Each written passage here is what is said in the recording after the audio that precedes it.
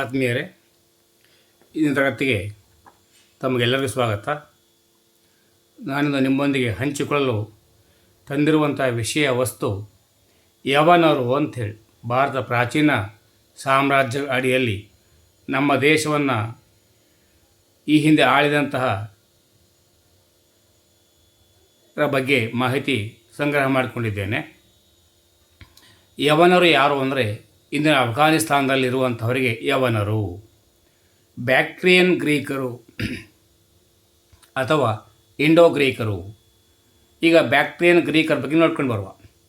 Syria ಸಾಮ್ರಾಜ್ಯದ ಸ್ಥಾಪಕನಾದ ಸೆಲ್ಯೂಕಸನು ಅಂದರೆ Alexander ಮರಣ ನಂತರ ಸಾಮ್ರಾಜ್ಯದಲ್ಲಿ ಬ್ಯಾಕ್ಟ್ರಿಯಾ ಮತ್ತು ಪಾರ್ಥಿಯಾ ಎಂಬೆರಡು ಪ್ರಾಂತ್ಯಗಳು ಸೇರಿದ್ದವು. ಬ್ಯಾಕ್ಟ್ರಿಯಾವು ಹಿಂದೂಕುಷ್ ಪರ್ವತದ ಸುತ್ತ ನೆಲೆಗೊಂಡಿದ್ದು ಗ್ರೀಕ್ ನಾಗರಿಕತೆಯ ಕೇಂದ್ರವಾಗಿತ್ತು. ಇದರ ರಾಜಧಾನಿ ಬಲ್ಕಾ.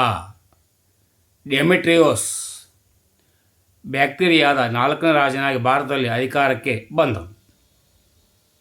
ಅಗ್ನಿಮಿತ್ರ ಅಂದರೆ ಈತನನ್ನು ಶೃಂಗರುದನ್ನು ಕರಿತೇವೆ. ಇದರ ದಾಳಿಯನ್ನು ತಡೆಗಟ್ಟಿದ. ಗ್ರೀಕ್ ಪ್ರಾಂತ್ಯಗಳನ್ನು ಎಕ್ರಾಟೈಡಸ್ ಆಕ್ರಮಿಸಿದ್ದರಿಂದ ಭಾರತ ಪ್ರದೇಶಗಳ ಪ್ರತಿನಿಧಿಯಾಗಿ ಮೆನೆಂದಾರ್ ನೇಮಿಸಿ ಗ್ರೀಕ್ಗೆ ಹಿಂತಿರುಗುತ್ತಾನೆ.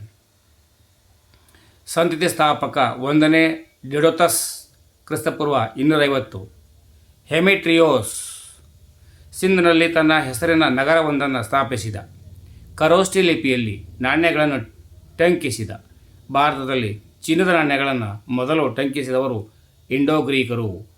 ಪಂಜಾಬಿನ ಸಕಾಲ ಅಂದರೆ ಈಗಿನ ಸಿಯಲ್ಕೋಟ್ ರಾಜಧಾನಿಯಾಗಿತ್ತು. ಮಿನಿಂದರ್ ಈತನ ಕಾಲಾವಧಿ 162ರಿಂದ 120 ಕ್ರಿಸ್ತಪೂರ್ವ. ಈತ ಯತಿ ಡೆಮೋಸ್ ವಂಶಸ್ಥ. ಈತ ಗ್ರೀಕ್ ಅರಸರಲ್ಲೇ ಅತ್ಯಂತ ಪ್ರಮುಖ ಅರಸ. ಈತ ಮಿಲಿಂದ ಎಂಬ ಹೆಸರಿನಿಂದ ಪ್ರಸಿದ್ಧನಾಗಿದ್ದ. ಯುಕ್ರಾಟೈಡಸ್ ಭಾರತದ ಮೇಲೂ ದಾಳಿ ಮಾಡಿದನು. ಆದರೆ ಈತನ ಸಿಂಧು ನದಿ ದಾಟುವ ಮೊದಲೇ ಹಿಮ್ಮೆಟ್ಟಿಸಿದ. ಶುಂಗನಿಂದ ತೊಂದರೆಗೊಳಗಾದ ಬೌದ್ಧರಿಗೆ ಆಶ್ರಯ ನೀಡಿ ಸೋಟರ್ ಅಂದ್ರ ರಕ್ಷಕ ಎಂಬ ಬಿರುದು ಪಡೆದ.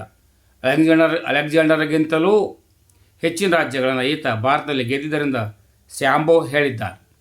ನಾಗಸೇನರ ಪ್ರಭಾವದಿಂದ ಬೌದ್ಧ ಧರ್ಮ ಸ್ವೀಕಾರವನ್ನು ಮಾಡಿದ. ಬೌದ್ಧರ ಪಾಳೆ ಗ್ರಂಥವಾದ ಮಿಲಿಂದ ಪನ್ನ ಅಥವಾ ಮಿಲಿಂದನ್ ಪ್ರಶ್ನೆಗಳು ಎಂಬ ಕೃತಿಯ ಬೌದ್ಧ ಧರ್ಮದ ಅನುಯಾಯಿಯಾಗಿದ್ದ ಪ್ರಾಮಾಣಿಕ ರಾಜನಾಗಿದ್ದನೆಂದು ತಿಳಿಸಿವೆ. ಅಲ್ಲದೆ ಈ ಕೃತಿಯ ನಾಗಸೇನ ಮತ್ತು ಈತನ ನಡುವೆ ನಡೆದ ಧಾರ್ಮಿಕ ಮತ್ತು ತಾತ್ವಿಕ ಚರ್ಚೆಯ ಭಾಗವಾಗಿದೆ.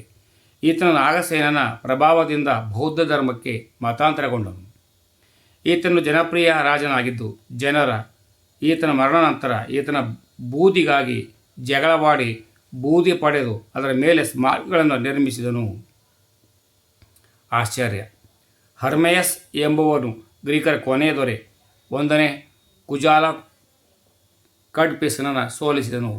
ಈಗ ಸಿಥಿಯಾನರು ಅಂದರೆ ಶಕರು ಮಧ್ಯ ಏಷ್ಯಾದ ಯೂಚಿ ಪಂಗಡದಿಂದ ಹೊರದೂಡಲ್ಪಟ್ಟವರೇ ಶಕರು. ಹಿಂದೂಕುಷ್ ಮತ್ತು ಸುಲೈಮಾನ್ ಕಣಿವೆಯ ಮೂಲಕ ಭಾರತಕ್ಕೆ ಬಂದು ದಕ್ಷಿಣ ಭಾರತದಲ್ಲಿ ನೆಲೆಸಿದ್ದರು. ಭಾರತವನ್ನು ಆಳಿದ ಶಕ ಗವರ್ನರ್ಗಳನ್ನು ಶಕ ಕ್ಷತ್ರಪರೆಂದು ಕರೆಯಲಾಗಿದೆ. ಚೀನಿ ಬರವಣಿಗೆಯಲ್ಲಿ ಇವರನ್ನು ಸಾಯ್ ಬುಡಕಟ್ಟಿನವರೆಂದು ಕರೆಯಲಾಗಿದೆ. ಮಹಾಕ್ಷತ್ರಪರನ್ನು ಮಹಾರಾಜರೆಂದೂ ಕರೆಯುತ್ತಿದ್ದರು. ಕ್ಷತ್ರಪರ ಭಾಗಗಳಾಗಿ ವಿಂಗಡಿಸಲಾಗಿತ್ತು. 4 ಶಾಖೆಗಳಿದ್ದವು. ಅವುಗಳೆಂದರೆ ತಕ್ಷಶಿಲಾ ಕ್ಷತ್ರಪರು ಅಂದರೆ ಉತ್ತರ ಕ್ಷತ್ರಪರುತ್ತ ತಕ್ಷಶಿಲಾ ರಾಜಧಾನಿ. ಮೋವೇಸ್ ಈತನನ್ನು ಶಕರು ಪ್ರಥಮ ದೊರೆ ಎಂದು ಕರೆಯುತ್ತಾರೆ. ಈತ ಗಾಂಧಾರವನ್ನು ಆಳುತ್ತಿದ್ದ. ಮಥುರಾ ಕ್ಷತ್ರಪರು ಅಂದರೆ ಉತ್ತರ ಕ್ಷತ್ರಪರು ಮಥುರಾ ರಾಜಧಾನಿ ಆಗಿತ್ತು.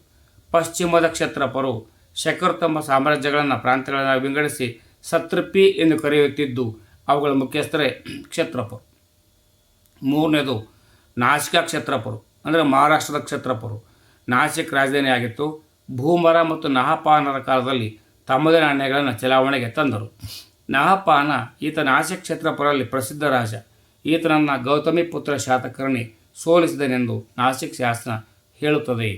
ಉಜ್ಜಯಿನಿ ಕ್ಷತ್ರಪರು ಚಸ್ತನ ಎಂಬುವನು ಮಾಳವಾದ ಉಜ್ಜಯಿನಿಯಲ್ಲಿ ಕ್ಷತ್ರಪ ಶಾಖೆ ಸ್ಥಾಪಿಸಿದ. 1ನೇ ರುದ್ರದಾಮನ್ ಪ್ರಸಿದ್ಧ ದೊರೆ.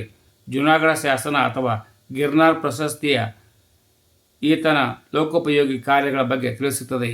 ಮಹಾಕ್ಷತ್ರಪ್ಪ ಎಂಬ ಬಿರುದು ಹೊಂದಿದ್ದನು. ಶಾತಕರ್ಣಿ 2 ಬಾರಿ ಸೋಲಿಸಲ್ಪಟ್ಟಿದ್ದ. ಮಹಾಪೂರ್ವದಿಂದ ಸುದರ್ಶನ ಕೆರೆ ಒಡೆದು ಹೋಗಿದ್ದುದು ಇದನ್ನು ಪುನರ್ ನಿರ್ಮಾಣ ಮಾಡಿದ. ಈತ ಶಾತವಾಹನರ ದೊರೆ ಪೂಲುಮಾಯಿಯನ್ನು ಸೋಲಿಸಿದ. ಇಂಡೋ ಪಾರ್ಥಿಯನ್ನರು ಅಥವಾ ಪಹಲ್ಲವರು ಅಥವಾ ಪರ್ಷಿಯನ್ನರು ಇವರು ಇರಾನ್ ಮೂಲದವರು. ಓನೋನಸ್ ಮತ್ತು ಗೋಂಡೋಫೈರಸ್ನಿಂದ ಸ್ಥಾಪಿಸಲ್ಪಟ್ಟ ಮನೆತನಕ್ಕೆ ಸೇರಿದವರು. 1ನೇ ಮಿತ್ರ ಡೆಟಸನು ಈ ಸಂತತಿಯ ಪ್ರಮುಖ ದೊರೆ.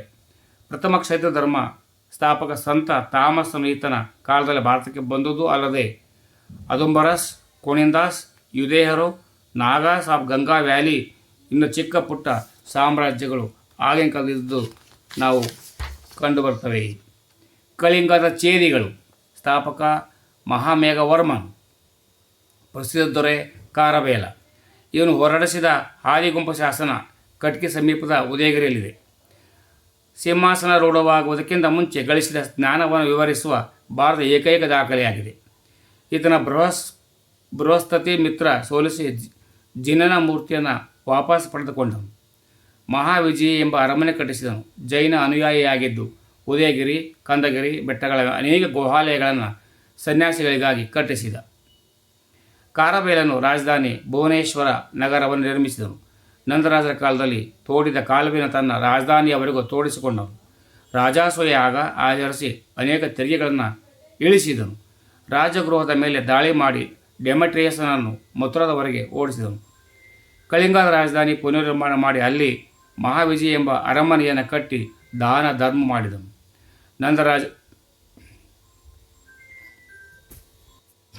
ನಂದರಾಜರು ಹಿಂದೂ ಕಳಿಂಗದ ಅಪರಿಸಿದ್ಧ ಜಿನ ಪ್ರತಿಮೆಯನ್ನು ಮರಳಿ ಪಡೆದನು. ಜೈನ ಮಹಾಮತಾವಲಂಬಿಯಾಗಿದ್ದ ನಿಗ್ರಂಥರಿಗೆ ಕಂದಗಿರಿ ಮತ್ತು ಉದಯಗಿರಿಗಳಲ್ಲಿ ಅನೇಕ ಗೋವಾಲಯಗಳನ್ನು ನಿರ್ಮಿಸಿದನು. ಸರ್ವರಿಗೂ ಶುಭವಾಗಲಿ. ಸರ್ವೇ ಜನ ಸುಖಿನೋ ಭವಂತು. ಜೈ ಹಿಂದ್, ಜೈ ಕರ್ನಾಟಕ, ಜೈ ಭಾರತ ಮಾತೆ.